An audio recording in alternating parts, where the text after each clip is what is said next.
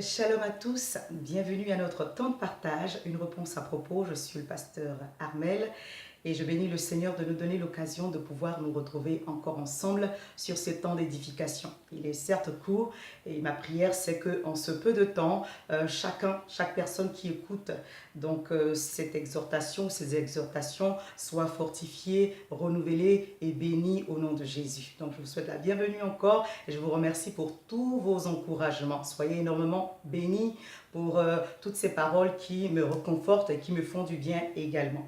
Aujourd'hui, donc, je vais répondre à la question que j'ai eue récemment en ce qui concerne mon verset préféré. La question m'a fait sourire et en même temps, la question m'a donné de me rappeler de certaines choses que j'ai traversées. Et la question m'a béni. C'est pour cela que j'ai à cœur en fait de le partager avec vous. Donc, l'un de mes versets préférés, c'est pas mon verset préféré attitré, mais c'est l'un de mes versets préférés. Pas que je préfère une partie de la parole plutôt qu'une autre, mais étant donné que certains versets nous parlent plus ou moins fortement en fonction des périodes que nous traversons, donc mes versets préférés ou mon passage préféré est celui de Ésaïe 60. Ésaïe chapitre 60 qui parle de la restauration d'Israël, donc de notre restauration. Et ce passage m'a béni parce que j'ai à cœur pour moi, ma famille et les gens qui m'entourent de voir la restauration de Dieu opérer, mais véritablement. Donc il m'est arrivé pendant un certain temps, pendant plus d'une année, de lire ce verset au moins chaque jour. Quand je dis chaque jour, de lire les versets, les 22 versets du chapitre 60, je les lisais chaque jour. Le Seigneur me parlait d'une manière ou d'une autre, tantôt avec tel verset, tantôt avec un autre verset, tantôt avec le même verset, mais d'une façon différente. Et quand j'avais pas de direction particulière par rapport à un verset, j'utilisais donc tous les versets de Ésaïe 60 comme une prière. Donc je le déclarais pour moi, je le déclarais sur ma famille, je le déclarais pour mon ministère et j'ai vu vraiment la puissance de Dieu œuvrer dans ma vie à travers la parole de Dieu. Et c'est ce que j'aimerais partager avec vous aujourd'hui en vous souhaitant vraiment à chacun d'entre vous qui êtes en train de m'écouter que Dieu puisse vous restaurer puissamment. Donc ce passage parle de restauration. Pourquoi la restauration? Parce que Dieu a un plan pour nous, mais l'ennemi a également un plan pour nous. Et le plan du diable est dans Jean 10, détruire, égorger, voler. Il est venu pour nous spolier de toutes les grâces que Dieu a déversées dans notre vie. Mais gloire soit rendue au Seigneur, à travers Jésus-Christ qui est venu nous apporter la vie et la vie en abondance. Et cette vie, bien aimée, elle doit devenir une réalité. Nous devons être fatigués de vivre dans la frustration. Nous devons être fatigués de vivre la parole de Dieu que dans des promesses. Cette parole, la parole de Dieu, le plan de Dieu pour nous doit devenir une réalité. Pour cela, nous devons connaître la parole. Et quand je commence à lire le premier verset d'Ésaïe 60, il nous parle de se lever. Lève-toi et sois éclairé. Donc lève-toi, sois éclairé, car ta lumière arrive et la gloire de l'Éternel se lève sur toi. Se lever, ça veut dire prendre une position. Déjà prendre une décision que ma vie doit changer. Ma vie doit changer.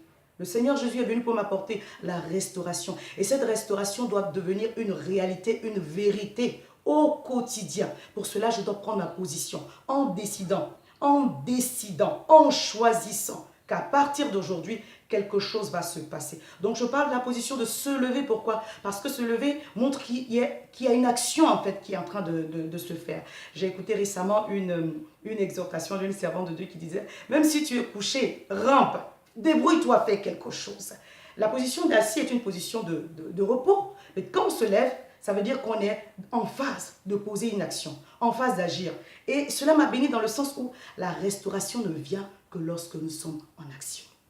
La restauration donc ne vient que lorsque nous sommes en action. Nous avons prié. Nous avons prié, maintenant il s'agit de faire des choses. Nous avons jeûné. Nous avons parlé en langue. Donc j'ai fait une vidéo pour encourager toutes les personnes qui désirent vraiment manifester les dons spirituels. Nous avons prié, nous avons jeûné. Maintenant nous devons passer à l'action, nous devons agir, nous devons nous lever, nous devons dire à Dieu, je suis fatigué, je veux voir ta gloire se manifester dans ma vie.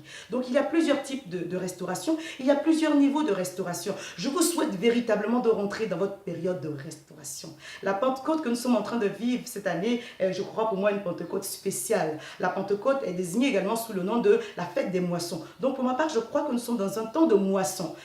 Moisson, ça veut dire que j'ai semé. Hein. J'ai semé. On ne peut pas moissonner là où on n'a pas semé. Ce sera du vol. Il faut semer. Et alors que vous avez semé, vous êtes dans votre droit de moissonner. Mais beaucoup de personnes sèment et au moment de moissonner, n'arrivent pas à saisir. C'est ça qu'il faut briser. En sorte qu'au moment de la moisson, vous soyez apte, vous soyez à même, vous soyez dans la position dans laquelle vous devez être pour recevoir la grâce que le Seigneur est en train de libérer sur votre vie. Donc je prie le Seigneur que chacun comprenne aujourd'hui. Il y a plusieurs principes en fait pour pouvoir manifester, pour pouvoir rentrer dans sa restauration. Le premier pour moi, c'est de se tenir debout. C'est de se lever et dire Seigneur, qu'est-ce que je dois faire? Qu'est-ce que je dois faire? Pour terminer juste cette exhortation, parce que c'est pour moi une clé. La vie de Naomi et de Ruth. Ruth a pris la décision de faire une alliance avec Naomi. Et dans cette alliance, elle s'est offerte, elle s'est donnée. Elle n'a plus pensé à son avenir. Et pour moi, une des clés pour pouvoir entrer dans sa restauration, c'est de donner. Il n'y a pas de plus grande joie que de donner. Ce n'est pas facile de donner, on apprend à donner. Et pendant qu'on est en train de donner, Dieu nous donne ce qui nous revient. Parce qu'on a notre main qui est ouverte, elle est tendue pour dire, Seigneur, le peu que j'ai, je le donne, je l'apporte, afin d'être en bénédiction à une autre personne. Bien aimé, je ne veux pas trop m'attarder parce que ce n'est pas un temps d'enseignement, c'est un temps d'exhortation. Je crois que le temps de restauration est arrivé pour tout un chacun. Donc permettez-moi de lire un des versets qui me bénit énormément dans Ésaïe 60. Donc à partir du verset 17, Ésaïe 77, où il dit « Au lieu de l'airain, je ferai venir de l'or. » Alléluia. « Au lieu du fer, je ferai venir de l'argent. Au lieu du bois, de l'airain. Au lieu des pierres, du fer. Je ferai régner sur toi la paix et dominer la justice. » Je déclare maintenant qu'au lieu de la sécheresse, Dieu t'envoie l'abondance. Qu'au lieu de la mauvaise atmosphère, Dieu te donne la paix et qu'il fasse dominer sur toi la justice. Que tout ce qui était envoyé contre toi de la part de l'ennemi soit balayé maintenant par le feu, par le souffle du Saint-Esprit et que cela soit remplacé par les grâces du Seigneur. Je vous souhaite à tous d'être dans la restauration de Dieu. Que le Seigneur vous bénisse abondamment. Abondamment. Je vous aime vraiment. Je vous salue tous. Un grand shalom chez vous au nom de Jésus. Amen.